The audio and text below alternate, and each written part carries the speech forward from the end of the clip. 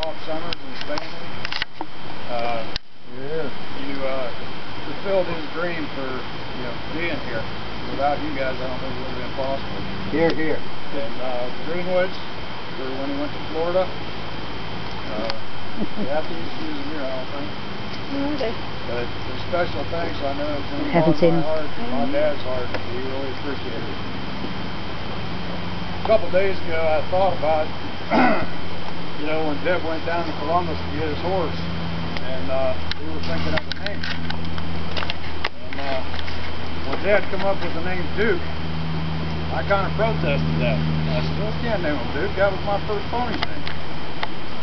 And it ended up, he went ahead and named him Duke, and a few days ago I thought about it, and I said, that's the first pony he ever bought me, was named Duke.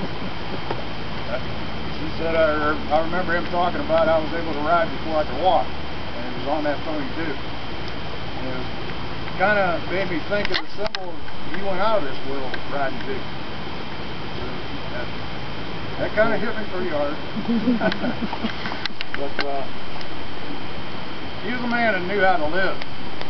I mean, throughout his whole life, worked hard during the week and he partied hard on the weekend.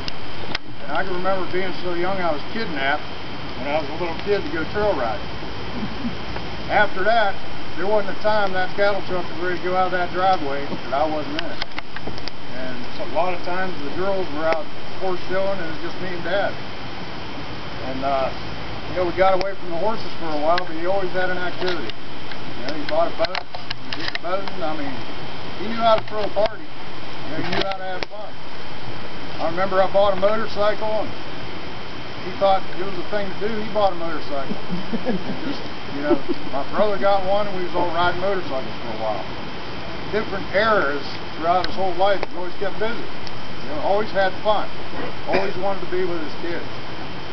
And I remember him just out of the blue, he says, let's go on a motorcycle trip.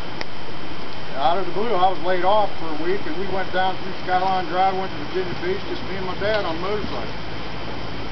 Then he come back to what he truly loved, the horses. And this is the last thing I have to do for him, what he requested. We deliver his ashes to the waterfall. We really love this place. We love the people. And for this toast, his favorite drink, he'll always be here. When you're out trail riding, you might hear some extra footsteps. I'm sure it's going to be him. But he'll be remembered. He has plenty of stories. I mean, you all got your own stories about my dad, and he was a story maker. He always did his own thing and spoke his own mind, and so many stories that I know that it just touched the tip of the iceberg. So I know he'll be alive in these parts for a long time, for people talking about the things he's done, some of the funny things, shocking things. But he lived it to the fullest, and we're going to miss him, but we're always going to remember him. And here's my dad. Cheers. Oh,